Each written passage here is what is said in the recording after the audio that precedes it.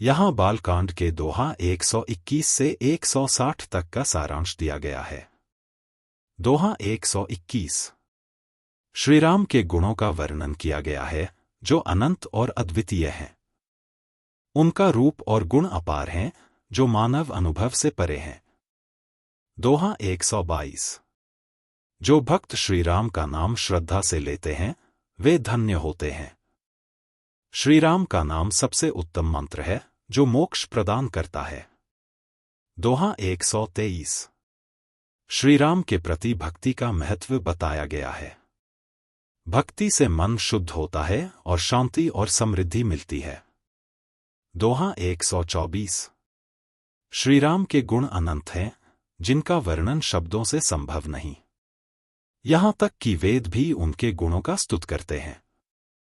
दोहा 125। श्रीराम के भव्य और दिव्य चरित्र को सुनने का महत्व बताया गया है। इससे व्यक्ति सर्वोत्तम ज्ञान प्राप्त करता है। दोहा 126। श्रीराम का संदेश धर्म के पालन का मार्ग दिखाता है। जो लोग इस मार्ग पर चलते हैं, उन्हें शांति मिलती है। दोहा 127। श्रीराम भगवान विष्णु के अवतार के रूप में अविनाशी और अज्ञेय हैं। उनके दिव्य स्वभाव को कोई भी ऋषि नहीं जान सकता। दोहा 128। श्रीराम के दिव्य गुण भक्त के हृदय को प्रकाशित करते हैं और अज्ञानता को दूर करते हैं। दोहा 129। जो व्यक्ति श्रीराम का नाम लेते हैं, वे पापों से मुक्त हो जाते हैं। राम के प्रति पूर्ण भक्ति से व्यक्ति मोक्ष प्राप्त करता है। दोहा 130। श्रीराम का ध्यान और नाम जपने से जीवन के सारे क्लेश समाप्त हो जाते हैं और व्यक्ति को शांति मिलती है। दोहा 131। श्रीराम के महिमा का वर्णन किया गया है, जो शब्दों से परे है। तुलसीदास कहते हैं कि श्रीराम के चरणों में पूर्ण समर्पण से भक्त को सब कुछ प्राप्त होता है। दोहा 132। श्रीराम पूरे ब्रह्मांड के रक्षक हैं, जिनकी दिव्य उपस्थिति संसार में शांति और समृद्धि लाती है। दोहा 133। चाहे कितने भी बड़े ज्ञानी क्यों न हों, वे श्रीराम के दिव्य गुणों को पूरी तरह से नहीं समझ सकते। उनकी महिमा अज्ञेय है।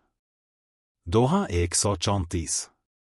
श्रीराम के प्रति भक्ति और प्रेम की महिमा का उल्लेख है। जो भक्त प्रभु राम से सच्ची श्रद्धा रखते हैं, वे अनंत सुखों के अधिकारी होते हैं। दोहा 135।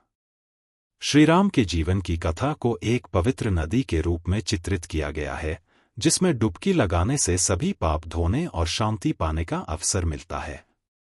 दोहा 136। रामायण का श्रवण और श्रीराम के जीवन के बारे में सोचने से मोक्ष की प्राप्ति होती है। दोहा 137। जो भक्त हर स्थिति में श्रीराम का नाम लेते हैं, वे जन्म मृत्यु के चक्र से मुक्त हो जाते हैं। दोहा 138। तुलसीदास कहते हैं कि श्रीराम का नाम सभी मंत्रों से अधिक प्रभावशाली है और यह भक्त को सभी सांसारिक कष्टों से बचाता है। दोहा 139। श्रीराम का जन्म और उनका अवतार एक दिव्य घटना के रूप में वर्णित किया गया है, जो धर्म की पुनर्स्थापना की शुरुआत करता है। दोहा 140। श्रीराम का जन्म संसार में आनंद लाने वाला है, क्योंकि वे सत्य और न्याय के पूर्ण रूप हैं। दोहा 121। असुर मारी थापें सुरन राखें निज श्रुति सेतु, जग बिस्तारें बिसत जस राम जन्म कर हेतु। भावार्थ। श्रीराम ने असुरों का संहार करके देवताओं को स्थापित किया और वेदों की मर्यादा की रक्षा की। उनका जन्म इस संसार में हुआ ताकि वे अपने निर्मल यश से संपूर्ण जगत में प्रसिद्धि फैलाएं। चौपाई 1। सोई जस गाय भगत भवतरहीं, कृपा सिंधु जनहित तनु धरहीं। राम जन्म के हेतु अनेका, परम विचित्र एक ते एका। भावार्थ। भक्तगण श्रीराम के यश का गान करके भवसागर से पार हो जाते हैं। भगवान श्रीराम कृपा सागर हैं, जो अपने भक्तों के हित के लिए शरीर धारण करते हैं। उनके जन्म के अनेकों कारण हैं, जो एक से बढ़कर एक विचित्र हैं। चौपाई 2। जन्म एक दुई कहू बखानी, सावधान सुनो सुमती भवानी। द्वारपाल हरि के प्रिय दो, जय अरु विजय जान सब को। भावार्थ। हे भवानी, मैं श्रीराम के कुछ जन्मों का विस्तृत वर्णन करता हूं, तुम ध्यानपूर्वक सुनो। श्री हरि के दो प्रिय द्वारपाल हैं, जिनका नाम जय और विजय है, जिन्हें सभी लोग जानते हैं। चौपाई 3। विप्र श्रापते दूनौ भाई, तामस असुर देह तिन्ह पाई। कनक सिपु अरु हाटक्लोचन, जगत विदित सुरपति मद मोचन। भावार्थ। इन दोनों भाइयों को ब्राह्मण सनकादि के शाप से असुरों का तामसी शरीर प्राप्त हुआ।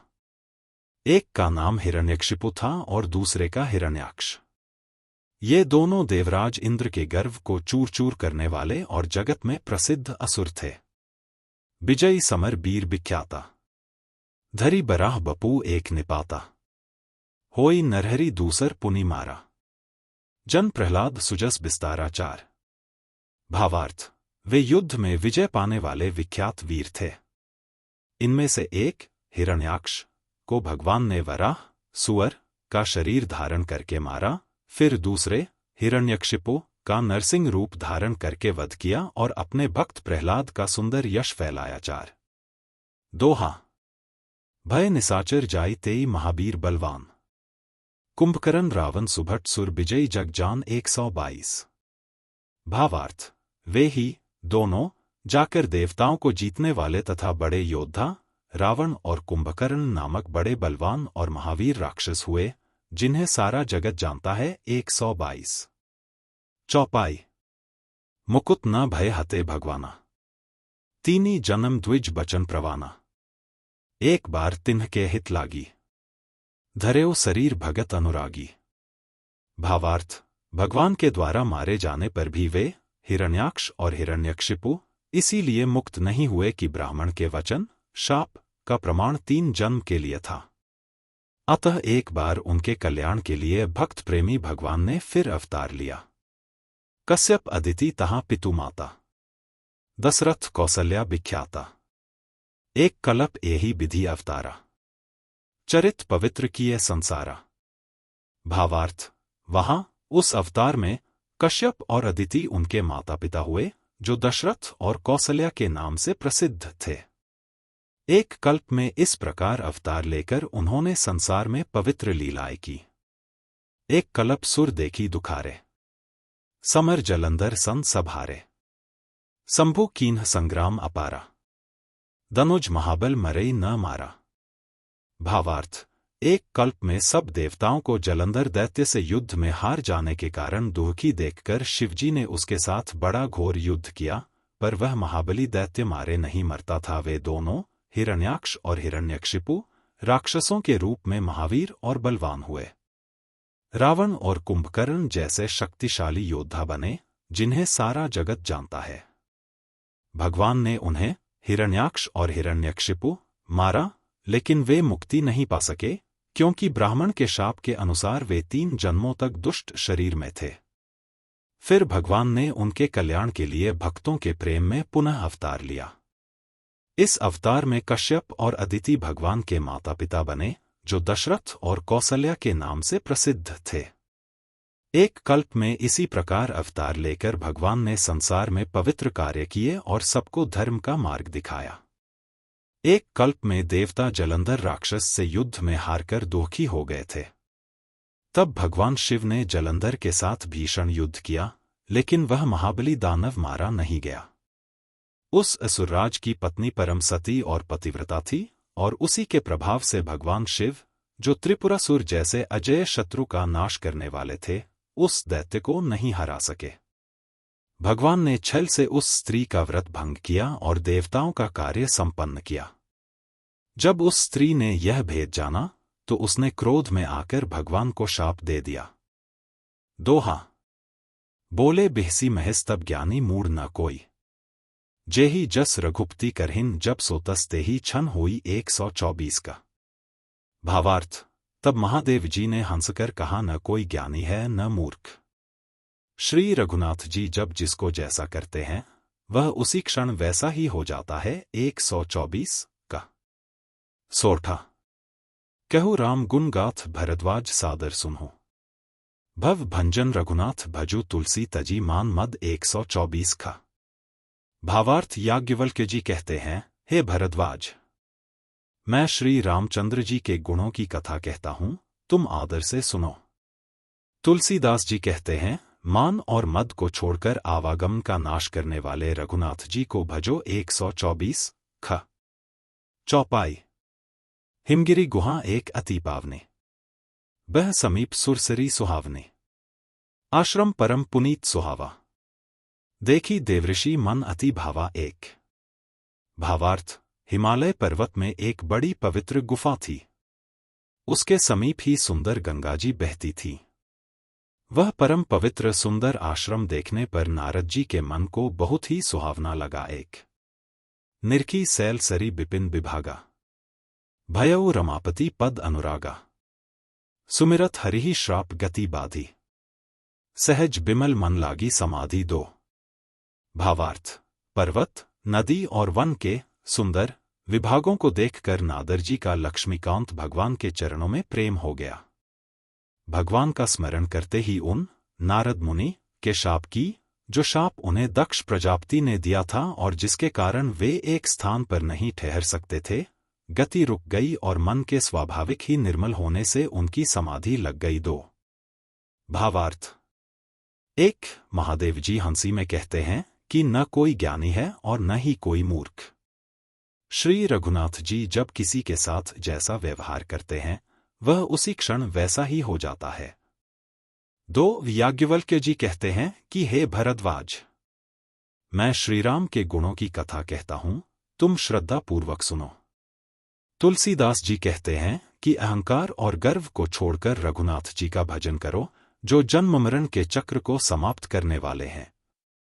तीन हिमालय पर्वत में एक पवित्र गुफा थी जिसके पास सुंदर गंगा बहती थी।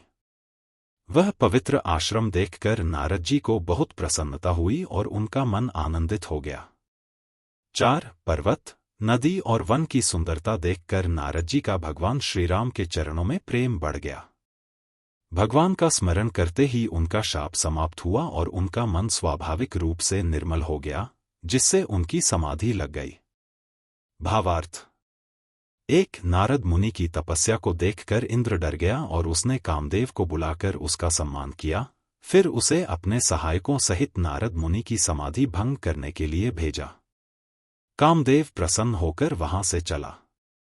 दो इंद्र के मन में यह डर था कि नारद मुनि मेरी अमरावती राज्य का निवास चाहते हैं।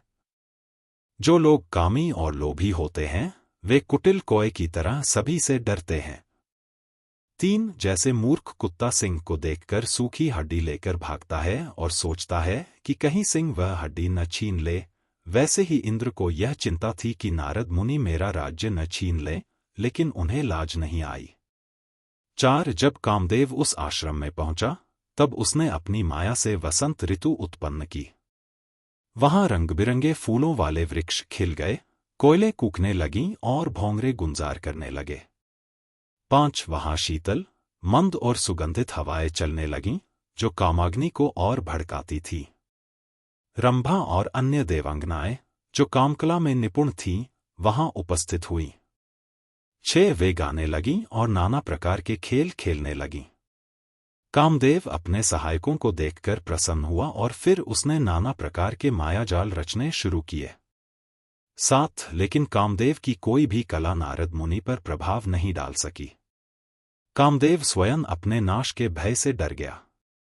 लक्ष्मीपति भगवान के रक्षक होते हुए कोई भी उनकी सीमा को दबा नहीं सकता। 8 तब अपने सहायकों समेत कामदेव ने डरते हुए और हार मानते हुए आर्त वचन कहते हुए नारद मुनि के चरणों में गिरकर उनका आशीर्वाद लिया। नारद जी के मन में कोई क्रोध नहीं आया। उन्होंने कामदेव को प्रिय वचन कहकर शांत किया। फिर मुनि के चरणों में सिर नवाकर और उनकी आज्ञा प्राप्त कर कामदेव अपने सहायकों सहित लौट गया। इंद्र की सभा में जाकर कामदेव ने मुनि की सुशीलता और अपनी करतूत सबको बताई। यह सुनकर सब लोग आश्चर्यचकित हो गए और उन्होंने मुनि की प्रशंसा करते हुए श्री हरि को सिर नवाया। फिर नारद जी शिवजी के पास गए और उनके मन में यह अहंकार आ गया कि उन्होंने कामदेव को जीत लिया है। उन्होंने कामदेव के चरित्र को शिवजी से बताया और महादेव ने उन्हें अत्यंत प्रिय जानकर यह शिक्षा दी। महादेव जी ने कहा, हे मुनि, मैं तुमसे बार बार विनती करता हूं कि जैसे तुमने यह कथा मुझे सुनाई है, वैसे तुम इसे कभी भगवान श्री हरि को मत सुनाना। यदि इस कथा का प्रसंग भी आए तो इसे छिपा रखना। भावार्थ। एक, हालांकि शिवजी ने नारद जी को हित की शिक्षा दी, लेकिन वह नारद जी को अच्छी नहीं लगी। अब सुनिए, भगवान की इच्छा बहुत ही बलवान है। 2, जो श्री रामचंद्र जी चाहते हैं वही होता है, कोई भी उन्हें रोक नहीं सकता। शिवजी के वचन नारद जी को अच्छे नहीं लगे तो वे ब्रह्मलोक की ओर चल दिए। 3, एक बार नारद जी वीणा लेकर हरिगुण गाते हुए क्षीर सागर गए, जहां भगवान नारायण लक्ष्मी के साथ निवास करते हैं और वहां वेदों का स्वरूप है। 4, भगवान नारायण बड़े आनंद से नारद जी से मिले और ऋषि के साथ आसन पर बैठ गए।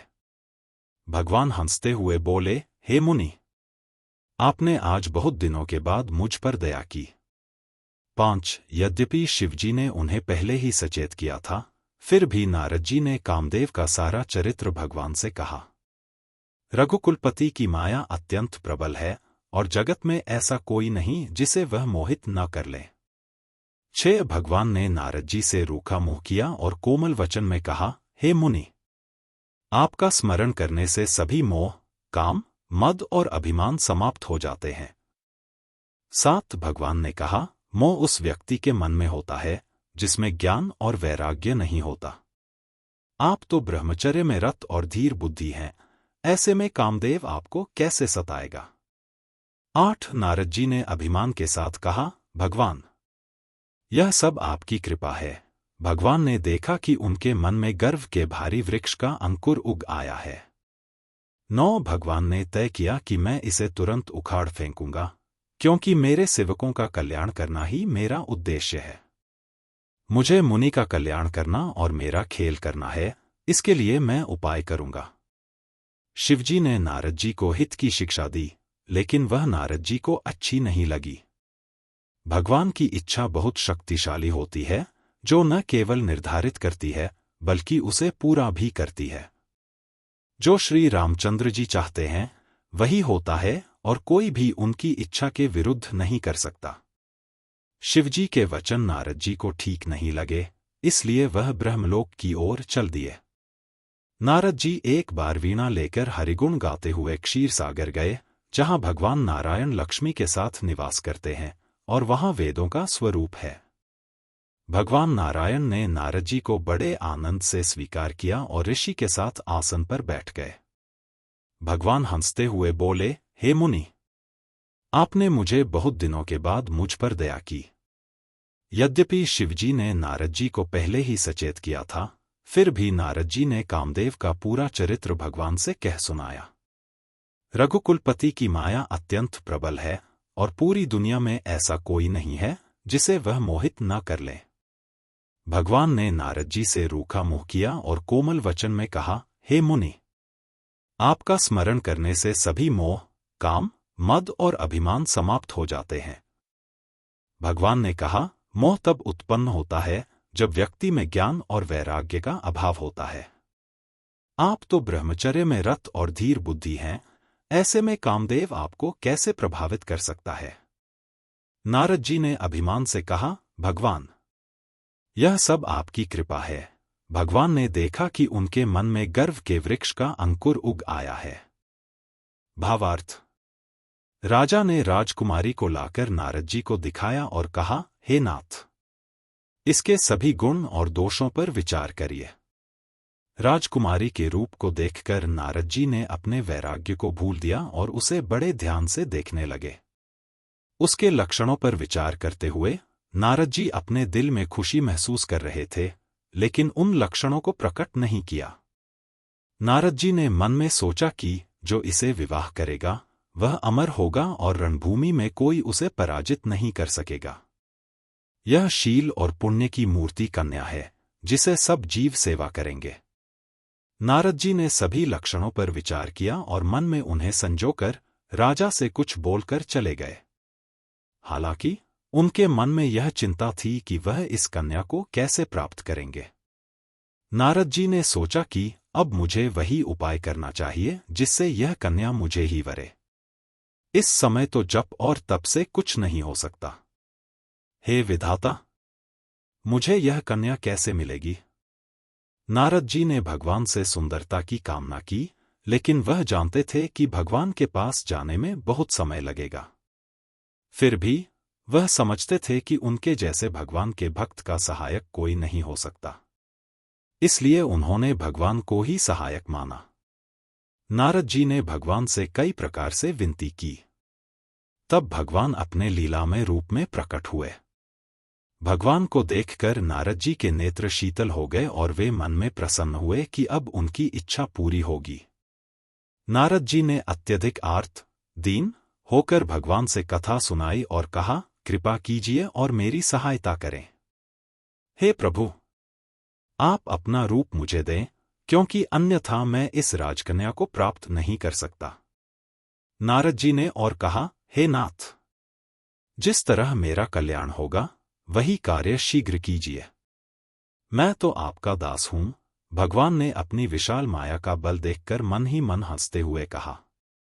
भगवान ने नारद जी से कहा, हे नारद जी, सुनिए, जिस प्रकार आपका परम हित होगा हम वही करेंगे।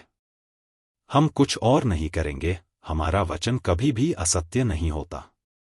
भगवान ने उदाहरण दिया कि जैसे एक रोगी जब गलत इलाज चाहता है तो वैद्य उसे नहीं देता, वैसे ही मैंने भी तुम्हारा हित करने का निश्चय किया है। यह कहकर भगवान अंतर्धान हो गए। नारद जी भगवान की माया के प्रभाव में इतने भ्रमित हो गए कि वे भगवान की गूढ़ वाणी को भी समझ नहीं पाए। फिर वे तुरंत उस स्थान पर गए जहां स्वयंवर का आयोजन किया गया था। राजा लोग सज-धज कर अपने अपने आसन पर बैठे थे और नारद जी ने अपने रूप के गर्व में सोचा कि उनका रूप इतना सुंदर है कि राजकुमारी उन्हें छोड़कर किसी अन्य को नहीं वरेगी। भगवान ने नारद जी के कल्याण के लिए उन्हें इतना कुरूप बना दिया कि उनका रूप वर्णन से बाहर था। फिर भी नारद जी को कोई समझ नहीं पाया और सभी ने उन्हें नारद ही जानकर प्रणाम किया। शिवजी के 2 गण ब्राह्मण के वेश में थे और वे नारद की लीला को बड़े कौतुक से देख रहे थे। वे सभी भेद जानते थे, लेकिन किसी ने भी उनकी पहचान नहीं की। नारद जी उस समाज में रूप के अभिमान के साथ बैठे थे जहां शिवजी के दोनों गण भी मौजूद थे। वे ब्राह्मण के वेश में थे और उनकी इस चाल को कोई समझ नहीं पाया। शिवजी के गण नारद जी से व्यंग्य करते हुए कहते थे कि भगवान ने उन्हें सुंदरता दी है जिससे राजकुमारी उनका ही चुनाव करेगी। नारद जी इन शब्दों से मोहित हो गए और उनकी बातें सही समझकर हर्षित हो गए। हालांकि नारद जी ने उन व्यंग्यपूर्ण वचनों को सुना, लेकिन उनका मन भ्रमित था और वे समझ नहीं पाए कि उनका उपहास हो रहा है। वे अपनी प्रशंसा समझ रहे थे। राजकुमारी ने नारद जी का रूप देखा, जिसमें बंदर का चेहरा और भयंकर शरीर था। यह देख उसे क्रोध आ गया और वह नारद जी की ओर नहीं देखी। राजकुमारी अपनी सखियों के साथ चली, मानो राजहंसिनी चल रही हो। उसने जयमाला लिए और सब राजाओं को देखती हुई घूमने लगी। राजकुमारी ने जिस दिशा में नारद जी को देखा, उस दिशा में उसने कभी नहीं देखा। नारद जी बार बार अपनी स्थिति से उचकते रहे, लेकिन उनका भ्रम टूट नहीं पाया। शिवजी के गण उनके उचकने पर मुस्कराए। भगवान ने राजा का रूप धारण किया और राजकुमारी के पास गए।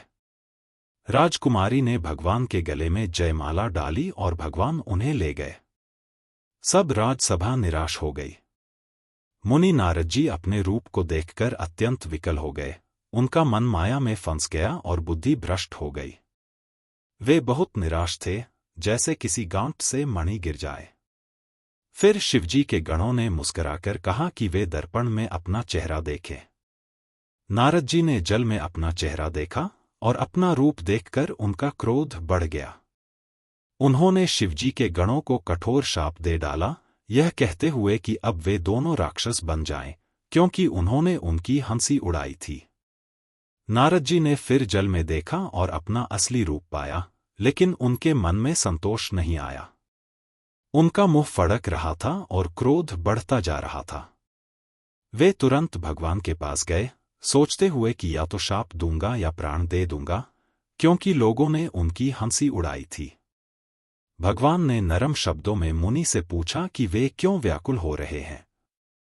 यह सुनकर नारद जी का क्रोध और बढ़ गया और उनका मन माया के वश में था। वे भगवान से कहते हैं कि उन्होंने शिवजी को विषपान कराया और देवताओं को भी बुरा काम करने के लिए उकसाया। नारद जी भगवान से कहते हैं कि तुमने असुरों को मदिरा और शिवजी को विष देकर उनकी संपत्ति ले ली। तुम सदा धोखेबाज और कपटपूर्ण हो, अपने स्वार्थ के लिए तुमने जो कुछ किया वह बहुत ही कुटिल है। भगवान की ओर से नारद जी को यह संदेश दिया जाता है कि तुम अपनी स्वतंत्रता के कारण किसी भी प्रकार से कार्य करते हो, भले को बुरा और बुरे को भला कर देते हो, और हृदय में न हर्ष है न विषाद। तुम्हारा व्यवहार स्वच्छंद है, जिससे दूसरों का अहित ही होता है। यह एक बहुत गहरी और शिक्षाप्रद कथा है, जिसमें नारद जी की मूर्खता और क्रोध को दर्शाया गया है। वे अपने रूप के अभिमान में इतने विकल हो गए थे कि उनके मन और बुद्धि पर माया का प्रभाव हो गया। यह कथा हमें यह सिखाती है कि आत्ममूल्य का सही आकलन, खुद के रूप और बाहरी छवि से परे, सबसे महत्वपूर्ण है। माया और अभिमान के कारण मनुष्य अपनी सच्चाई को भूल सकता है, और जब वह अपनी असलियत को पहचानता है तो उसे यह बहुत कठोर और कष्टकारी लगता है, जैसे नारद जी ने अनुभव किया। भगवान द्वारा दिया गया संदेश भी बहुत गहरे अर्थों से भरा है। स्वतंत्रता का कोई भी हद तक प्रयोग किया जाता है, लेकिन जब यह स्वार्थ और कपट में बदल जाता है तो वह दूसरों को नुकसान पहुंचाता है। असल में, जब हम अपने कार्यों को दूसरों की भलाई के बजाय सिर्फ अपने स्वार्थ के लिए करते हैं, तो वह किसी न किसी रूप में सभी के लिए नुकसानदेह हो सकता है। यह कथा भगवान श्री रामचंद्र जी के अवतार और उनके कार्यों के बारे में है। इसमें नारद जी द्वारा शिव जी के गणों को शाप देने के बाद उनके द्वारा शांति प्राप्ति के लिए श्री राम के गुणों का गान किया जाता है। भगवान द्वारा नारद जी को समझाया जाता है कि शंकर जी के शतनाम का जप करने से शांति मिलेगी और वे उनकी माया से बच सकते हैं। भगवान के गुणों का गान और उनकी लीला ही अंतिम मुक्ति का मार्ग है। नारद जी द्वारा दिए गए शाप के फलस्वरूप शिवजी के गणों को राक्षस बनने का आदेश दिया जाता है, जिससे वे स्वयं को शुद्ध कर पाएंगे। भगवान श्री राम का अवतार और उनके कार्यों का महत्व इसी कारण से समझाया जाता है कि वे पृथ्वी पर धर्म की स्थापना और पापियों के नाश के लिए अवतार लेते हैं। इसके बाद भगवान ने माया और मोह के बारे में यह संदेश दिया कि भगवान की लीलाएं अनंत हैं और उनका चरित्र अनंत है, जिसे किसी एक जीवन में पूरी तरह से नहीं गाया जा सकता। यह कथा हमें यह सिखाती है कि भगवान की शरण में आने से सभी दुख समाप्त हो सकते हैं और वह हमें सही मार्ग दिखाते हैं। यह सोरठा और चौपाई भगवान के अवतार और उनके लीला से संबंधित हैं, विशेष रूप से उनके माया और भक्ति के महत्व को बताते हुए। सोरठा में यह कहा गया है कि कोई भी देवता, मनुष्य या मुनि भगवान की मोह माया से बच नहीं सकता। भगवान की माया इतनी प्रबल है कि वह हर किसी को मोहित कर लेती है। इस मोह से बचने के लिए भगवान के भजन में लगना चाहिए और यही सही मार्ग है। चौपाई में याज्ञवल्क्य जी ने पार्वती जी से कहा कि अब वह भगवान के अवतार का दूसरा कारण सुने। इस अवतार के कारण भगवान श्रीराम, जो ब्रह्मा, निर्गुण और अचिंत्य हैं, उन्होंने अयोध्यापुरी में राजा के रूप में जन्म लिया। इसके बाद वह उन कारणों का विस्तार से वर्णन करते हैं जिनसे भगवान ने मुनियों का रूप धारण करके वन में विचरण किया था। इसके साथ ही शंकर जी के वचनों को सुनकर पार्वती जी ने मुस्कुराकर प्रेम भाव से सिर झुकाया। फिर वृषकेतु ने भगवान के अवतार के उद्देश्य और उसकी लीलाओं को विस्तार से बताया। यह कथा हमें यह समझाती है कि भगवान की माया अति शक्तिशाली है और उसी के वशीभूत होकर हमें भगवान के भजन और सेवा में मन लगाना चाहिए। उनके अवतार और लीलाएं भी हमारे जीवन को सही दिशा देने के लिए हैं, जिससे हम अपने भ्रम और दुखों से मुक्त हो सकते हैं। यह अंश मनु और शत्रुपा के तप, उनके जीवन के विविध पहलुओं और उनके भगवान के प्रति भक्ति के बारे में है।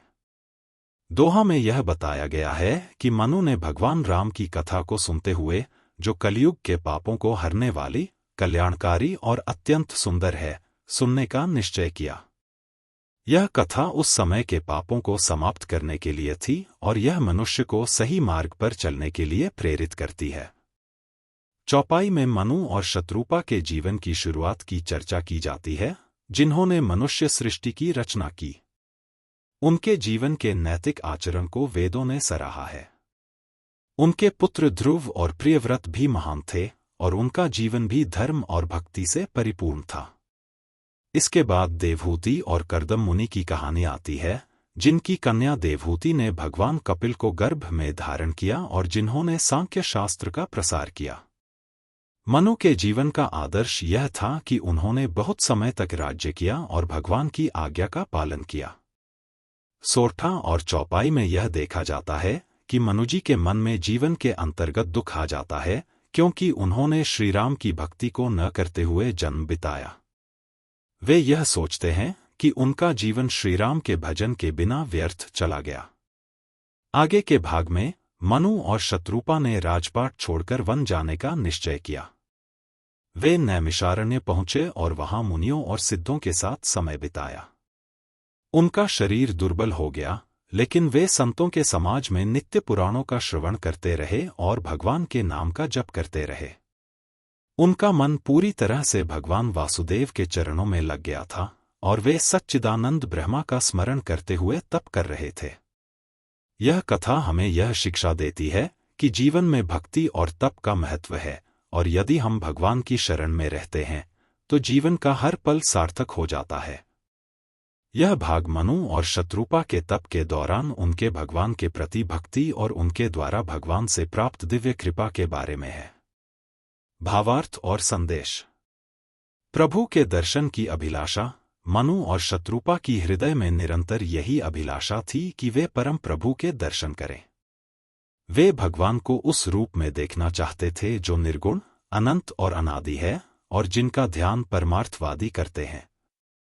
यह दर्शाता है कि जब भक्त सच्चे प्रेम और भक्ति से भगवान के प्रति अपना समर्पण करते हैं तो उनकी अभिलाषाएं भगवान के दर्शन के रूप में पूरी होती हैं। वेदों का निरूपण।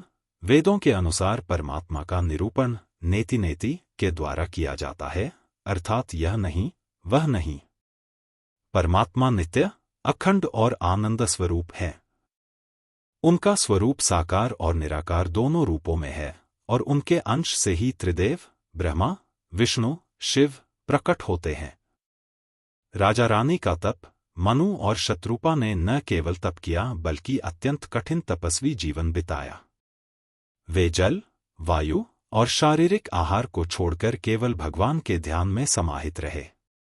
उनका तप इतना सशक्त था कि भगवान ने उन्हें दर्शन देने का संकल्प लिया। यहाँ यह सिखाया जाता है कि भक्ति और तप की शक्ति असीम है, जो भक्त को भगवान के अत्यंत निकट ले आती है। भगवान की कृपा और दर्शन। भगवान ने अपनी दिव्य कृपा से राजा रानी की स्थिति को बदला।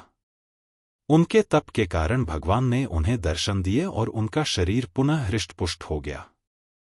यह बताता है कि भक्त की कठिन तपस्या और भक्ति भगवान के प्रति गहरी श्रद्धा को आकर्षित करती है और उनकी कृपा प्राप्त होती है। भगवान ने अपना रूप प्रकट किया और भक्तों के अनुरोध पर उन्हें दर्शन दिए। प्रभु के प्रति विनम्रता। राजा और रानी ने भगवान से प्रार्थना की और उनसे वर मांगा कि वे अपने स्वरूप का दर्शन कराएं। उनका विनम्र और प्रेमपूर्ण अनुरोध भगवान के हृदय को छू गया। भगवान भक्तों के अनुरोध को स्वीकार करते हैं, विशेषकर जब वह अनुरोध प्रेम, विनम्रता और शुद्ध भक्ति से किया गया हो। यह कथा भक्तों के लिए एक प्रेरणा है कि हमें भगवान के प्रति पूर्ण समर्पण और भक्ति के साथ जीवन बिताना चाहिए। तपस्या और ईश्वर के प्रति सच्ची श्रद्धा के माध्यम से हम उनकी कृपा और आशीर्वाद प्राप्त कर सकते हैं। यह भाग भगवान श्रीराम के रूप, उनका सौंदर्य और भगवान के प्रति भक्ति की गहरी अभिव्यक्ति पर आधारित है। यहाँ मनु और शत्रुपा के श्रीराम के दर्शन और उनके दिव्य रूप का वर्णन किया गया है। भावार्थ और संदेश। भगवान के रूप की अनंत सुंदरता। भगवान के शरीर की अनंत सुंदरता का वर्णन किया गया है। उनका रूप श्याम वर्ण था, जो नीले कमल, नीलमणि और मेघ की तरह था। उनकी देह की शोभा देखकर करोड़ों कामदेव भी लज्जित हो जाते थे। यहाँ यह दर्शाया गया है कि भगवान का रूप न केवल भव्य और आकर्षक है, बल्कि उसकी दिव्यता भी दर्शाती है कि वह निराकार ब्रह्मा से भी अधिक सुंदर और मोहक है। भगवान के शरीर की विशेषताएं। भगवान के शरीर के प्रत्येक अंग का अद्भुत और अनुपम रूप वर्णित किया गया है। उनका मुख चंद्रमा के समान था, गाल और ठोड़ी सुंदर थे, नाक और होंठ लाल थे। उनकी हंसी चंद्रमा की किरणों से भी सुंदर थी। इस प्रकार के वर्णन से यह बताया गया है कि भगवान के रूप की सुंदरता ने सबको मोह लिया और वह स्वयं परम आनंद का स्रोत है।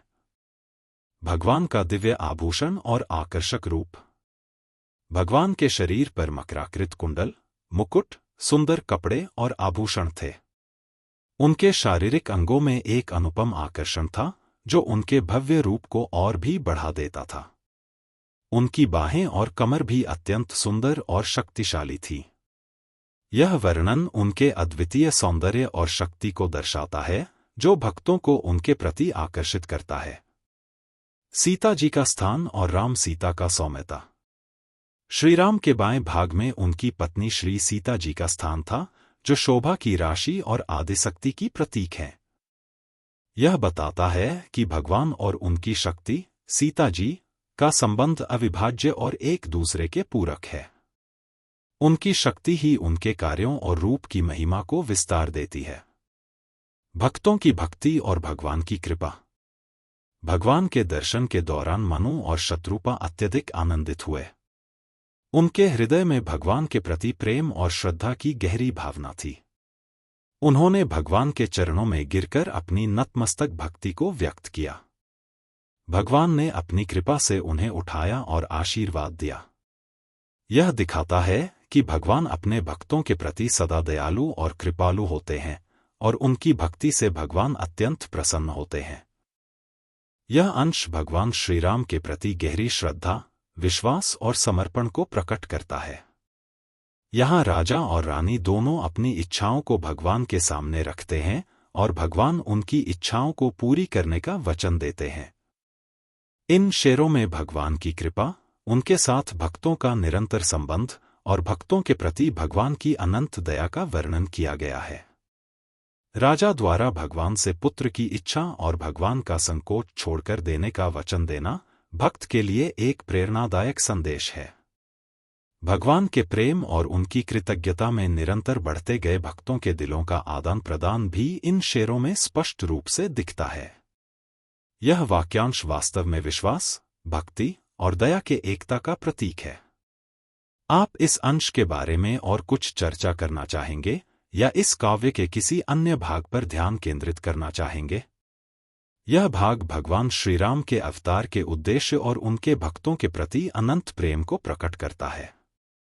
राजा की इच्छा की पूरी होने पर भगवान उन्हें आशीर्वाद देते हैं और अपने अवतार की भविष्यवाणी करते हैं।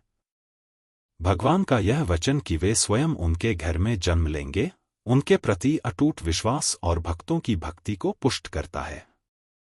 भावार्थ: राजा भगवान के चरणों में उस तरह की प्रीति व्यक्त करता है जैसे कोई पुत्र अपने पिता के प्रति करता है, और भगवान के बिना उसका जीवन बिल्कुल निष्कलंक और अधूरा सा होता है।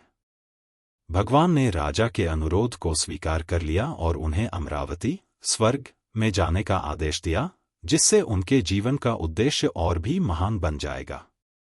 फिर भगवान ने भविष्यवाणी की कि वे इच्छानुसार मानव रूप में प्रकट होंगे और इस अवतार में भक्तों को सुख प्रदान करेंगे, जिससे वे भवसागर से पार हो सकेंगे।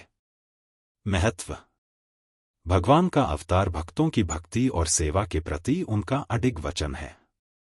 राजा की तरह जो भगवान की इच्छा का पालन करता है, हम सब को भी अपनी भक्ति में इसी प्रकार विश्वास और समर्पण रखना चाहिए।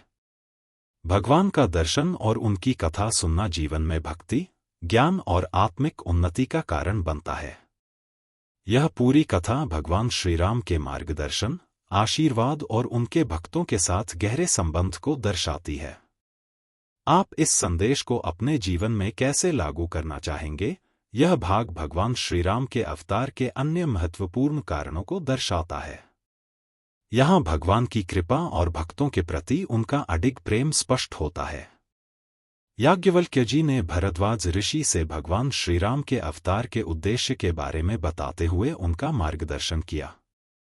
भावार्थ: भगवान ने अपने भक्तों की अभिलाषा को सत्य मानकर उन्हें पूरी तरह से पूरा किया और फिर कृपानिधान भगवान बार बार यह वचन देकर अदृश्य हो गए। उनका सत्य और भक्तों के प्रति वचन न केवल सत्य था, बल्कि अत्यंत प्रभावशाली था। राजा और रानी, जो भगवान श्रीराम के परम भक्त थे, भगवान के साथ कुछ काल तक उस आश्रम में रहे। फिर समय आने पर वे अपना शरीर छोड़कर अमरावती, स्वर्ग में निवास करने चले गए। यह इतिहास अत्यंत पवित्र है और इसे शिवजी ने पार्वती को बताया था। याज्ञवल्क्य जी भरद्वाज ऋषि से अब श्रीराम के जन्म का अन्य कारण भी समझाने वाले हैं। महत्व: भगवान श्रीराम का अवतार न केवल पापों के नाश के लिए था, बल्कि उनके भक्तों की भक्ति को पूरा करने के लिए भी था। भगवान की इच्छा, वचन और कृपा उनके भक्तों की आत्मा से जुड़ी होती है और उनकी पूर्णता का कारण बनती है। यह गाथा बताती है कि भगवान का अवतार और उनके कार्य हमेशा भक्तों की भलाई के लिए होते हैं और उन्हें आध्यात्मिक मार्ग पर चलने का आशीर्वाद देते हैं। यह कथा प्रताप भानु राजा की है, जो अत्यंत धर्मप्रिय, वीर और न्यायप्रिय थे। उनकी जीवन यात्रा और कार्यों से कई शिक्षाएं मिलती हैं। भावार्थ: राजा सत्यकेतु, एक प्रसिद्ध कैकेय देश में सत्यकेतु नामक राजा शासन करता था, जो धर्म, नीति और साहस में विशेष रूप से प्रतिष्ठित था। उसके 2 वीर पुत्र थे, प्रताप भानु और अरिमर्दन। प्रताप भानु और अरिमर्दन। प्रताप भानु बड़े भाई के रूप में राज्य का उत्तराधिकारी बना। अरिमर्दन, जो दूसरे पुत्र थे, अपनी अपार शक्ति और अडिग साहस के लिए प्रसिद्ध थे। राज्य के नियम: राजा ने अपने बड़े पुत्र को राज्य सौंपा और स्वयं भगवान के भजन के लिए वन में गए। इस फैसले से यह संकेत मिलता है कि वह अपने आत्मा की शांति के लिए सांसारिक कार्यों से अलग हो गए थे। राज्य का संचालन: जब प्रताप भानु राजा बने, तो उन्होंने अपने राज्य में वेदविधि और पाप का कोई स्थान नहीं छोड़ा। उन्होंने वेदों के अनुसार प्रजा का पालन किया और अपने कार्यों से समाज में एक आदर्श स्थापित किया। उनके राज्य में सच्ची और निष्कलंक प्रेम और न्याय था। सैन्य और विजय: प्रताप भानु के पास एक शक्तिशाली और बहादुर सेना थी। उन्होंने दिग्विजय के लिए युद्धों में भाग लिया और सभी राजाओं को हराया। उनके विजय से यह स्पष्ट होता है कि उन्होंने अपने सैन्य और रणनीति का अत्यधिक सावधानी से उपयोग किया। महत्व: धर्म और नीति। यह कथा यह संदेश देती है कि राजा का कर्तव्य केवल शासन करना नहीं, बल्कि अपने प्रजा के प्रति धर्म और नीति का पालन करना भी है। सच्ची भक्ति: राजा का भगवान के प्रति समर्पण। जब उन्होंने राज्य छोड़कर वन जाने का निर्णय लिया, यह दर्शाता है कि आत्मा की शांति और भक्ति सर्वोत्तम है। राजनीति और न्याय: प्रताप भानु का उदाहरण यह बताता है कि राज्य चलाते वक्त एक राजा को न केवल अपनी शक्ति का इस्तेमाल करना चाहिए, बल्कि उसे न्याय और प्रेम के सिद्धांतों के आधार पर शासन करना चाहिए। यह कथा प्रताप भानु के साम्राज्य और उनके महान कार्यों का वर्णन करती है, जिसमें उनके बल, नीति और प्रजा के प्रति समर्पण को बताया गया है। उनके शासन में सब कुछ प्राचीन शास्त्रों और धार्मिक नीतियों के अनुरूप था, जिससे उनके राज्य में सुख शांति का वातावरण बना रहा। भावार्थ: 7 द्वीपों का वश में आना। प्रताप भानु ने अपनी भुजाओं के बल से पृथ्वी के सभी भूखंडों, 7 द्वीपों, को अपने नियंत्रण में लिया। उन्होंने अन्य राजाओं से कर, दंड लिया और उन्हें छोड़ दिया। इस प्रकार वह एकमात्र चक्रवर्ती सम्राट बन गए थे। राज्य का सुखी होना उनके राज्य में संपूर्ण पृथ्वी सुखी और समृद्ध थी। उनके राज में भूमि कामधेनु के समान हो गई, अर्थात वह भूमि लोगों की सभी इच्छाएं पूरी करने वाली बन गई। प्रजा के दुख समाप्त हो गए और सभी लोग धर्मी और सुखी थे। धर्म के प्रति समर्पण। प्रताप भानु ने अपने मंत्री धर्मरुचि की सलाह पर हमेशा धर्म का पालन किया। वे गुरु, संत, देवता और पितरों की सेवा करते थे। वे प्रतिदिन दान देते और शास्त्र, वेद और पुराणों का श्रवण करते थे। लोक सेवा और मंदिर निर्माण। उन्होंने अनेक कुएं, तालाब, सुंदर बगीचे, ब्राह्मणों के लिए आवास और देवताओं के मंदिर बनवाए। इनसे यह साबित होता है कि उन्होंने अपने राज्य के लोगों की भलाई के लिए बहुत काम किया। यज्ञों का आयोजन। प्रताप भानु ने वेदों और पुराणों में बताए गए सभी यज्ञों को प्रेमपूर्वक और नियमित रूप से आयोजित किया।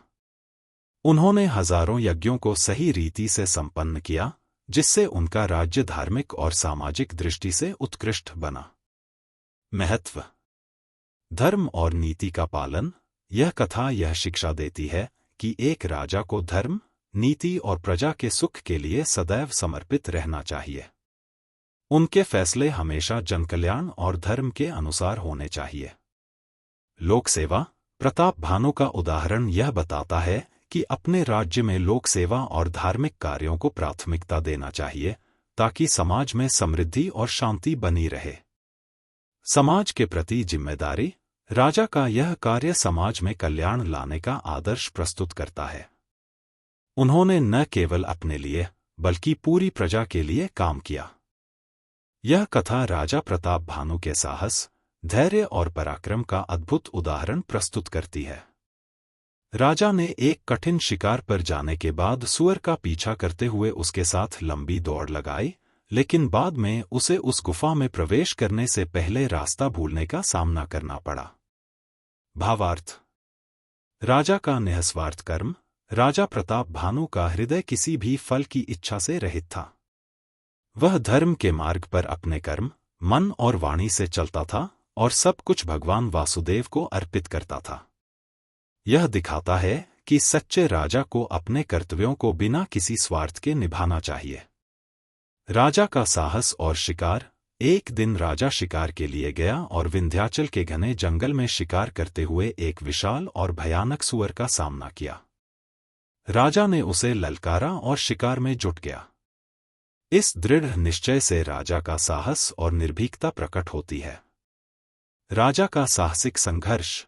राजा ने सुअर को पकड़ने के लिए अपनी पूरी कोशिश की, तीर चलाए और कभी-कभी सुअर को पकड़ने के करीब पहुंचता, लेकिन सुअर छल से बचता गया। राजा ने अपनी पूरी शक्ति से उसका पीछा किया, भले ही वह अकेला था और घने जंगल में रास्ता भूलने का खतरा था। धैर्य और संघर्ष की महत्ता। राजा ने यह दर्शाया कि एक सच्चे नायक के लिए कोई भी कठिनाई उसे अपने लक्ष्य से भटका नहीं सकती। वह सुअर का पीछा करते हुए थक कर भी लौटने को तैयार नहीं था और इसी प्रकार उसने संघर्ष किया। महत्व। यह कथा हमें यह सिखाती है कि किसी भी कार्य में सफलता पाने के लिए पूरी निष्ठा, साहस और धैर्य की आवश्यकता होती है। राजा का उदाहरण यह भी बताता है कि कोई भी कार्य यदि निस्वार्थ भावना से किया जाए तो वह अपने उद्देश्य में सफल होता है। सुअर के साथ हुए संघर्ष में राजा के धैर्य और कड़ी मेहनत की आवश्यकता का प्रतीक यह कथा प्रेरणा देती है कि संघर्ष में कभी भी हार नहीं माननी चाहिए। यह कथा राजा प्रताप भानु के संघर्ष और धैर्य को दर्शाती है, जो अपने लक्ष्य को प्राप्त करने के लिए कठिन परिस्थितियों में भी रास्ता नहीं भूलते। इस भाग में राजा ने एक अजनबी तपस्वी से मुलाकात की और उनकी बातचीत से कई महत्वपूर्ण संदेश उभरते हैं। भावार्थ। राजा का संघर्ष और प्यास। राजा शिकार के दौरान प्यास से व्याकुल हो जाता है। यह स्थिति राजा के साहस और समर्पण की परीक्षा होती है। वह जल के लिए एक तपस्वी के आश्रम की ओर बढ़ता है, लेकिन उसकी पहचान करने में असफल रहता है। तपस्वी से मुलाकात। राजा तपस्वी के रूप में एक ऐसा व्यक्ति पाता है जो वास्तव में वह राजा था जो पहले युद्ध से भागकर आश्रम में छुपा हुआ था। तपस्वी की रूप में इस राजा ने अपने अतीत और अपनी हार को छुपा लिया था। राजा की पहचान। तपस्वी द्वारा उसे पहचाने जाने पर राजा ने इसे अपनी किस्मत का संकेत माना और अपना परिचय देने की बजाय तपस्वी से आदरपूर्वक बात की। यह दर्शाता है कि महान व्यक्तित्व पहचान में आ ही जाते हैं, चाहे वे किसी भी रूप में क्यों न हों। कठिनाई से न उबर पाना। राजा ने अपनी प्यास बुझाने के बाद खुद को सुखी और शांत अनुभव किया। इसके बाद तपस्वी ने उसे बताया कि उसकी नगरी यहां से 70 योजन दूर है। यह एक प्रकार से राजा के मार्ग को सही दिशा में वापस लौटने का संकेत था। महत्व। संघर्ष में शक्ति का रहना। राजा के संघर्ष का परिणाम केवल भौतिक रूप से पानी पाने तक सीमित नहीं था, बल्कि यह उसकी मानसिक स्थिति और सिद्धांतों की परीक्षा भी थी। धैर्य और विवेक। राजा ने इस कठिनाई का सामना करते हुए भी विवेक और धैर्य बनाए रखा। यह दिखाता है कि जीवन के कठिन समय में हमारी सोच और दृष्टिकोण ही हमें सही रास्ता दिखाते हैं। तपस्वी का मार्गदर्शन। तपस्वी की उपस्थिति ने राजा को सही दिशा दिखाई, जिससे यह सीखने को मिलता है कि कभी-कभी बाहरी दुनिया से जो हमें मार्गदर्शन मिलता है वह हमारे भीतर के अंधेरे को दूर करने में मदद करता है। प्रेरणा। यह कथा हमें यह सिखाती है कि कठिन परिस्थितियों में अगर हम अपना धैर्य बनाए रखते हैं और सही मार्गदर्शन की तलाश करते हैं, तो सफलता की दिशा अपने आप स्पष्ट हो जाती है। क्या आप भी कभी ऐसी स्थिति से गुजरे हैं जहां धैर्य और साहस से ही समाधान निकला हो? यहाँ पर राजा प्रताप भानु और एक कपटपूर्ण तपस्वी की बातचीत दिखाई गई है। इस भाग में कुछ महत्वपूर्ण पहलू और संदेश हैं। भावार्थ। सजगता और सचेत रहना। राजा को यात्रा के दौरान एक गहरे वन में रात के समय ठहरने का सुझाव दिया गया। यह दर्शाता है कि कभी-कभी हमें अपने मार्ग पर चलने से पहले परिस्थितियों का सही मूल्यांकन करना चाहिए। कोई भी निर्णय रातों रात नहीं लिया जा सकता, और अगर वह जल्दबाजी में लिया जाए तो परिणाम नकारात्मक हो सकते हैं। कपटपूर्ण व्यवहार। तपस्वी जो राजा से मिला था वह अपने कपटपूर्ण व्यवहार को छिपाने के लिए राजा के समक्ष विनम्र दिखता है। राजा को उस व्यक्ति की मंशा का अंदाजा नहीं था, लेकिन वह उस समय उसकी विनम्रता और सरलता को समझता है। यह स्थिति बताती है कि जब किसी के साथ संपर्क में हों तो बाहरी रूप से मिलनसार दिखने वाले व्यक्तियों के अंदर की मंशाओं पर विचार करना जरूरी होता है। सदाचार का पालन। राजा ने तपस्वी से कहा कि संत और ज्ञानी लोग हमेशा अपने स्वरूप को छिपाए रखते हैं। यह बात यह सिखाती है कि उच्च व्यक्तित्व और ज्ञान रखने वाले व्यक्ति हमेशा विनम्र रहते हैं और स्वाभाविक रूप से अहंकार से दूर रहते हैं। भगवान के प्रति श्रद्धा। राजा यह भी बताते हैं कि संत और भक्त जो अपने सभी सांसारिक इच्छाओं और भूत भावनाओं से मुक्त होते हैं वही भगवान के प्रिय होते हैं। यहाँ पर यह संदेश मिलता है कि जब हम अहंकार और ममता से दूर हो जाते हैं तब ही हम सच्चे भक्त बन सकते हैं और ईश्वर की कृपा प्राप्त कर सकते हैं। महत्व। सच्चाई और आंतरिक संघर्ष। यह भाग इस बात को दिखाता है कि कभी-कभी हमारे सामने दिखने वाले लोग हमारे शत्रु होते हैं, जो बाहरी रूप से अच्छे दिखते हैं लेकिन भीतर से कपटी होते हैं। हमें उनके व्यवहार और मंशाओं को समझने की कोशिश करनी चाहिए। विनम्रता की शक्ति। राजा का व्यवहार हमेशा विनम्र और सरल होता है, जो हमें यह सिखाता है कि जीवन में किसी भी परिस्थिति में विनम्रता बनाए रखना चाहिए। प्रेरणा। यह कथा हमें यह सिखाती है कि हमें हमेशा सतर्क रहना चाहिए और किसी भी व्यक्ति के बाहरी रूप को देखकर उसके असली चरित्र का मूल्यांकन करना चाहिए। साथ ही जो लोग विनम्र और श्रद्धावान होते हैं उनका आदर करना चाहिए, क्योंकि उनमें वास्तविक शक्ति और ज्ञान होता है।